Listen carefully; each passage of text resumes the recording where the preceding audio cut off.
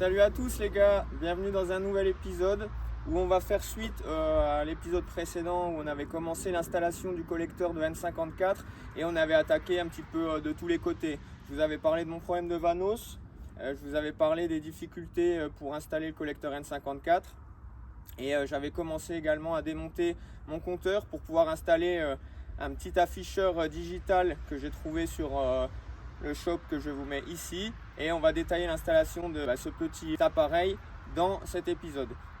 Avant ça, on va faire un petit récap et je vais vous dire où j'en suis sur le collecteur N54. Tout s'est pas passé comme prévu évidemment. J'ai commandé une paire d'injecteurs sur eBay et en fait il s'avère que c'était des contrefaçons. Donc dès qu'on les a testés au banc, ils étaient en court-circuit et ils fuyaient. Donc j'insiste bien, on le dit tout le temps, mais les injecteurs c'est vraiment une pièce primordiale. Il faut vraiment prendre de la marque. Je pensais qu'en plus j'avais mis le prix, donc je m'étais dit c'est bon, et en fait non, j'ai reçu des copies. Donc je les ai renvoyées et j'attends le remboursement pour en commander des nouveaux. J'ai également trouvé un papillon N62, donc en fait ça va me permettre de encore faire grossir le diamètre du papillon et ce sera plus facile pour la connectique électrique qu'il faut relier.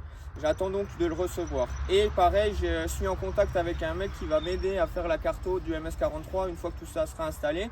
Donc voilà, les pièces du puzzle commencent à s'assembler doucement, mais il faut encore être un petit peu patient.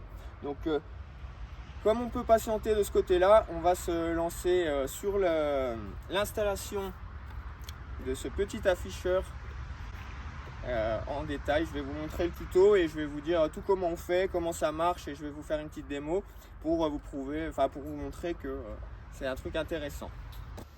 Avant d'enchaîner sur le détail de l'installation du petit afficheur digital, on va remercier les partenaires de cette vidéo qui est encore une fois Autodoc,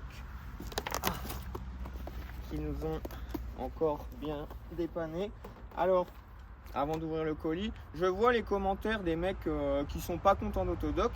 Je rappelle que moi je pousse pas à la consommation. Il y a un code promo qui est disponible et qui vous donne 5% sur vos commandes. Si vous avez l'habitude de commander là-bas, utilisez le code promo. Ceux qui veulent pas commander, je pousse pas à la conso. Moi je suis satisfait de leur service et ça se passe toujours très bien. Surtout que les plaintes que je vois sont souvent des trucs qui peuvent être évités sur des erreurs de pièces, etc. Après voilà, personne n'est à l'abri d'une coquille, mais pour moi c'est un service qui fonctionne très bien.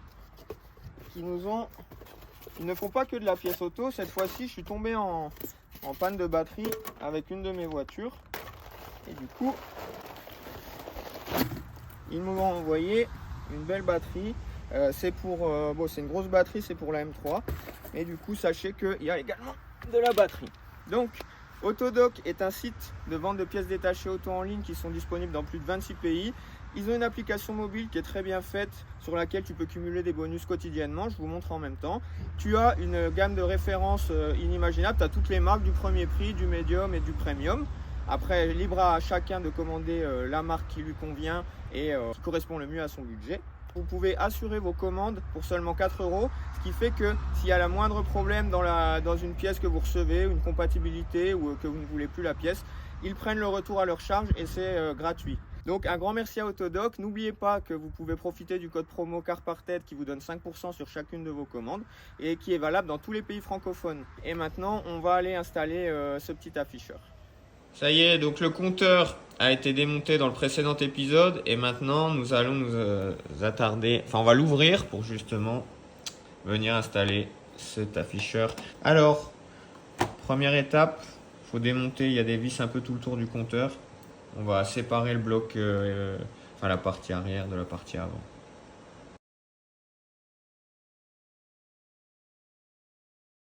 Une fois que vous avez enlevé le tour, il y a quelques petits, ça se déclipse assez facilement.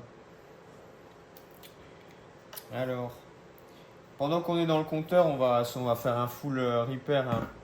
Je découvre un peu en même temps, mais j'ai vu qu'il y avait des... Attends, je crois qu'il faut enlever ça.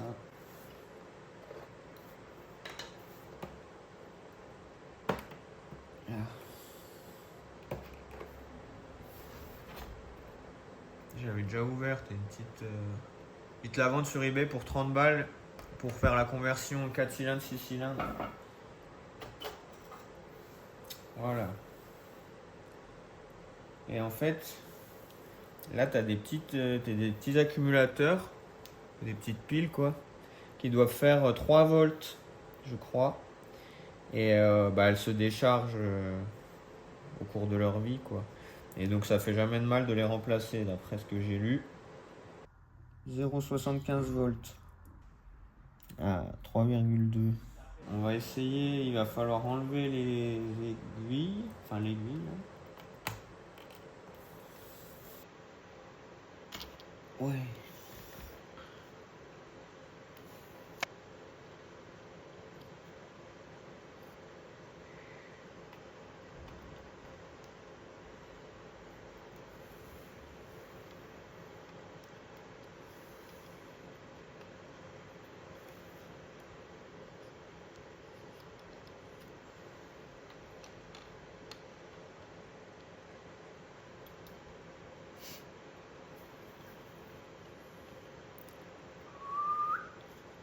« 20 litres au 100. Alors, on va enlever les vis qui sont là.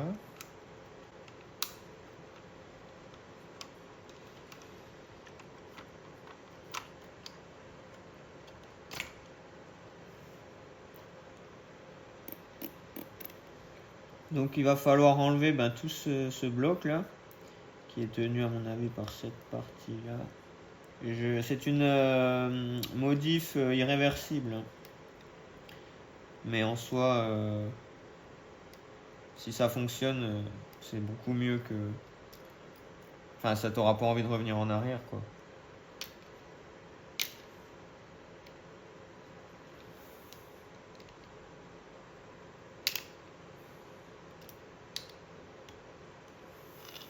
C'est bon, c'est venu. Et tu vois, j'aurais dû enlever l'aiguille parce que je l'ai éclaté en sortant.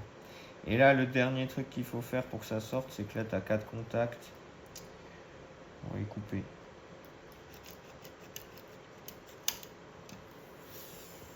Fini les économies de carburant. Et donc, maintenant que nous avons de la place, on va devoir gratter un peu pour faire passer le...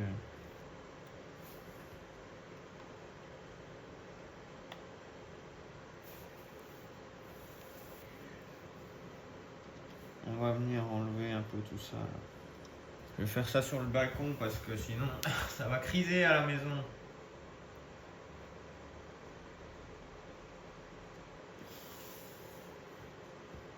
Tout couper.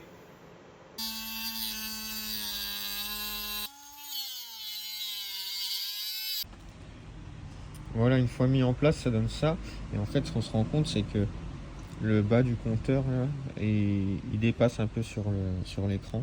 Donc je vais je vais le couper un peu ici. Et pareil pour le fond de compteur. Histoire de ne pas tout cacher en fait. On ait le maximum de visu.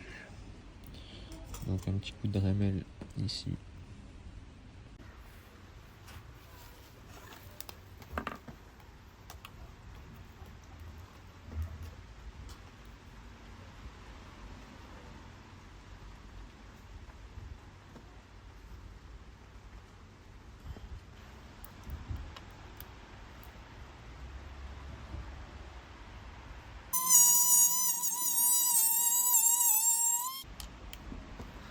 Voilà ce que ça devrait.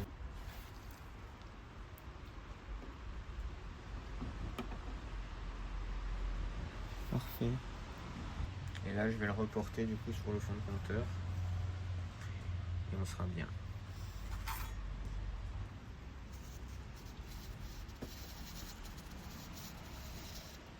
Donc maintenant que les découpes sont faites, on voit que ça fit. Nickel. Il va peut-être falloir poncer un peu aussi ici. Parce que j'ai l'impression que ça touche. Bon, je pense qu'il est nécessaire d'ajuster un petit peu, enfin de gratter là pour que le compteur puisse refermer correctement, ainsi qu'ici. Parce que là j'avais l'impression qu'il forçait à peine. Après un petit peu de persuasion, j'ai réussi à le faire fitter. Donc voici comment ça va rendre. Je vais redémonter tout de suite pour mettre l'aiguille et tout ça, mais je voulais déjà voir si j'arrivais à le fermer correctement. Et là, c'est bon, il force plus, donc j'ai juste à remettre les vis. Et si on va aussi relier, je vais vous montrer où relier le plus et le moins pour le pin-out. Et on va le faire, on va se prendre sur le compteur en fait, et les autres fils après on les tirera pour l'interrupteur et la K-line. Bon, avant de relier enfin les bandes plus et moins, et qu'après en fait ça fonctionnera quand on branchera le compteur, je voulais vous montrer, il est doté d'un petit port USB-C. Et en gros, puisque tu peux le relier à l'ordi, en fait tu peux tout aller reparamétrer dedans via l'ordi. Tu peux le connecter en Wi-Fi. Et là je l'alimente avec ma batterie externe. Ça va pas durer très longtemps, mais ça vous permet de voir déjà un aperçu. On va enlever ça. Et en vrai, c'est grave bien. En fait, t'as un bouton, enfin, t'as deux pins pour faire un bouton. On va le relier. En gros, t'as un seul bouton, mais t'as plusieurs types. Donc, tu peux soit presser une fois, double presser. Oh, attends, donc, hop. Tu peux changer les affichages.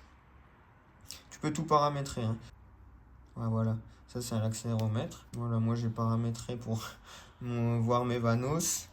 Parce que je vais avoir besoin de ça. Le TPF, enfin j'ai fait un petit truc basique standard, tu peux mettre jusqu'à 9 affichages, 9 données de ton calculo, et c'est de la bombe, que je ne peux pas te dire mieux. Voilà, donc au moins, enfin je voulais voir s'il fonctionnait, je l'avais testé en off, et là maintenant je connais, on va relier la lime et la masse sur le compteur, et remonter tout ça. On va démonter la jauge de température parce qu'on va aller on va aller souder juste derrière.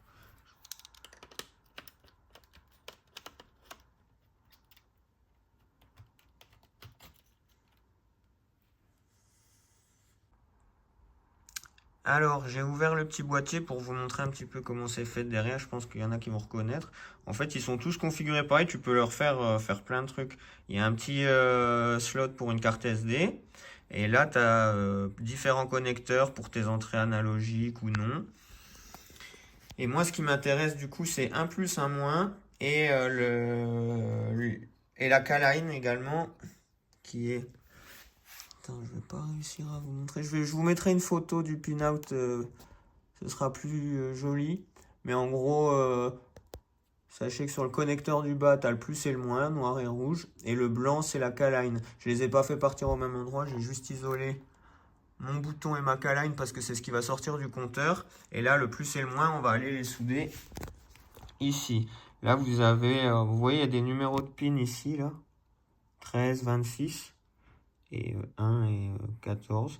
Et ben en fait, le plus c'est le 14 et le ground c'est le 20. Donc on va réduire la longueur des câbles et souder là-dessus.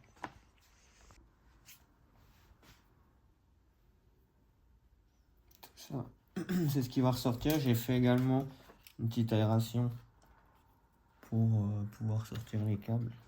Et je vais les raccourcir, hein.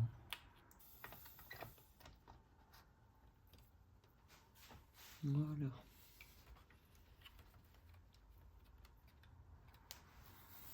Je répète, le plus, borne 14. Et le noir, borne 20. 14, 15, 16, 17, 18, 19, 20.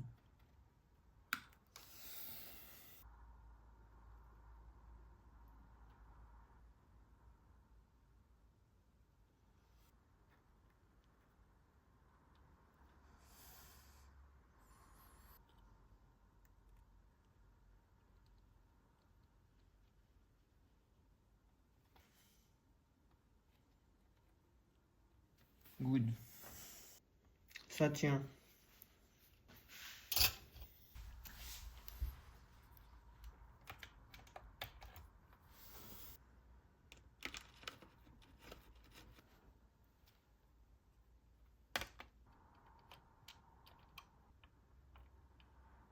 Pendant que c'est ouvert, j'en ai profité. Là, je remplace les deux petites ampoules. C'est pour le rétroéclairage du compteur. Parce que le mien ne fonctionnait pas. Je sais pas si si ça vient de là ou pas, mais dans le doute. Je vais déjà mettre des ampoules neuves.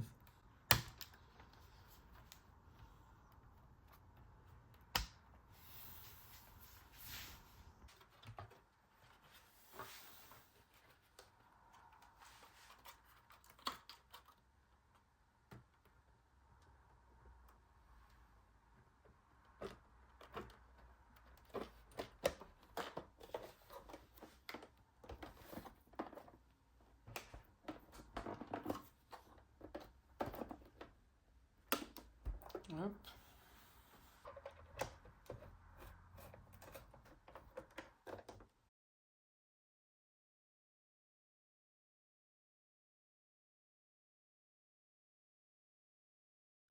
Je suis pas forcément pressé de le remonter rapidement parce que comme j'ai pas encore tout ce qu'il me faut pour le collecteur d'admission, j'avais commandé des injecteurs mais ils vont pas. Donc je vais clore le sujet pour ça, je vous le montrerai une fois qu'on aura tout relié. Je vais juste faire un interrupteur pour pouvoir aller brancher l'Aka-Line et le bouton pour pouvoir sélectionner les menus et tout ça. Et puis on va passer sur un autre sujet maintenant. Mais au moins, donc un grand merci à Sorek. Je vous laisse le lien, son Instagram et le site sur lequel vous pouvez acheter ça. Il y en a pour E36, pour E30, il y a pour plein de modèles. N'hésitez pas à aller faire un tour sur son site. Merci à lui et j'espère que les explications étaient claires. Allez, on passe à la suite. Bon, comme on est un petit peu à l'arrêt sur la E30, je vais vous montrer sur quoi je bosse en parallèle parce que du coup, quand il y a un projet qui est à l'arrêt, j'essaye de travailler dans l'ombre sur les autres projets pour essayer de vous tenir au courant assez rapidement. Donc c'est pour ça qu'il y a plein d'épisodes, que ça ne suit pas toujours. Bref. Donc là, ça c'est le M50 B25 que j'ai récupéré en pièces de mon ami Arnaud.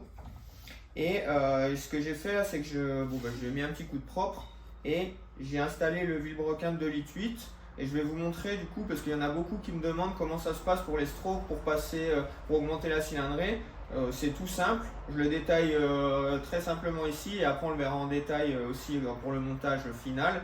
Mais je vais vous détailler vite fait comment ça se passe. Alors la première chose à savoir pour stroker en 2,8 litres, c'est qu'il n'y a pas une seule façon de le faire. Ce qu'on cherche, c'est à avoir une longueur de bielle et une longueur de piston qui nous permettent d'avoir un setup qui arrive au PMH sans dépasser du plan de joint ou sans être en dessous. Donc je vais vous montrer différentes possibilités et ça peut être évolutif, mais c'est déjà pour que les gens comprennent un peu mieux. Qu'est-ce que je vous ai mis là de gauche à droite ?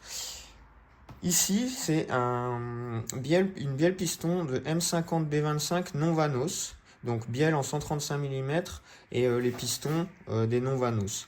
On le voit par rapport à ceux-là, alors celle qui est juste à droite. Ça, c'est ce que j'ai récupéré, donc c'est une E34 B25 Vanos. On voit que donc la bielle, elle est pas exactement pareille. Et le piston non plus. La bielle est en 140 mm et le piston a en fait 5 mm. C'est un piston de Vanos, comme on peut le voir ici. Ça, c'est une M50 B25 Vanos en 135 mm. Donc ça, c'est ce que je vais utiliser pour vous. Enfin, c'est ce que moi, je peux retenir pour mon montage. Donc ce que j'ai fait, c'est que j'ai demandé à MaxSpeed s'ils avaient des bielles en 135, donc ils m'ont envoyé un jeu. Merci à eux déjà. Donc on peut voir déjà, ça c'est de la bielle forgée, on voit qu'elle est bien plus mastoc que toutes les autres. Elle est également fournie avec des vis de bielle ARP. Et donc revenons un peu sur ce setup. Alors les différences qu'il y a entre piston Vanos et non Vanos, si je vous les mets à côté, si j'essaye de mettre les axes de piston à peu près à la même hauteur, vous voyez clairement qu'en fait le piston Vanos, il a 5 mm de plus que son copain Vanos. C'est pour ça que quand tu es en B25, ce qui fonctionne, c'est soit du 135 avec piston Vanos ou du 140 avec piston non Vanos. Parce que les 5 mm que tu as pas ici, que tu as en moins entre ton axe de piston et le haut de ton piston, tu les récupères sur la longueur de ta bielle en 140. Donc en gros, ça, je peux pas l'utiliser avec mon vélo ça, je peux l'utiliser avec un vélo de 2,5 litres et c'est parfait. Maintenant, ça, c'est une bielle en 135 avec un piston Vanos. Donc, je vais les installer dans le bloc et je vais vous montrer que ça peut ça fonctionne, quoi. Et donc là, en fait, l'idée, ce sera de trouver une paire de pistons forgés avec ces dimensions-là. Parce que là, en fait, si on commence à mettre ça sur le 2,8 litres et qu'on souffle dedans, ça tiendra pas. Enfin, ils vont casser. Même si on met des bielles forgées, les pistons vont pas tenir longtemps.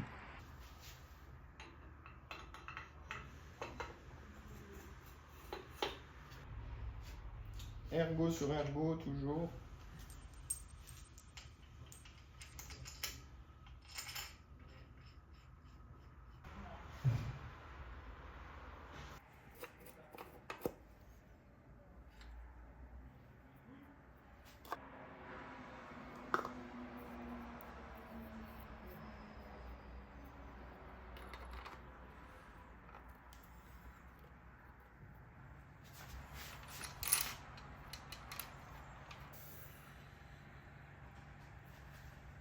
J'ai mis la bielle M50 B25 non Vanos ici, et là le setup, donc bielle 135 et piston Vanos.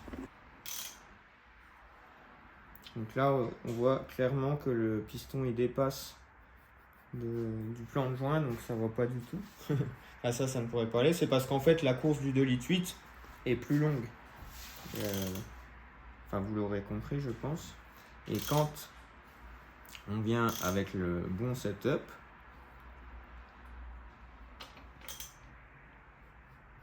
voilà, là on arrive quasiment à fleur.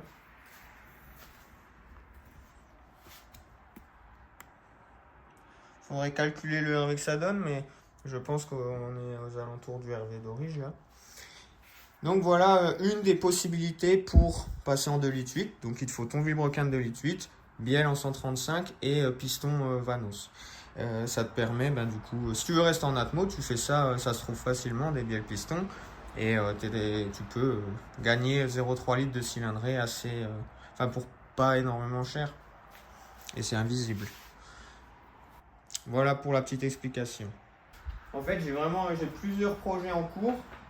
Notamment, ça c'est le M44 B19 que je réserve pour le break. Il est prêt, il me manque juste le WSOF pour le calculateur et ça coûte un petit peu d'argent pour le faire parce que j'ai pas trouvé comment le faire moi-même.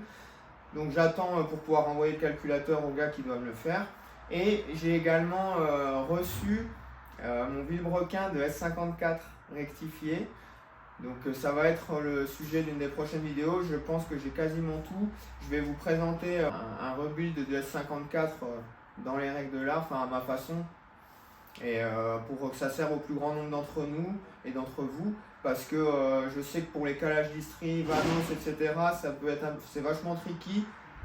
Je me suis fait avoir certaines fois. Donc je vais vous préparer un bel épisode qui détaillera vraiment proprement et succinctement toutes les étapes. Voilà pour cet épisode, j'espère que ça vous a quand même plu. Pour le petit afficheur digital, je vous remets le lien dans la description, n'hésitez pas à aller contacter Sorex si vous voulez en commander un, il a un site internet. Et puis je vous dis à la prochaine et merci d'avoir regardé jusqu'au bout. À bientôt.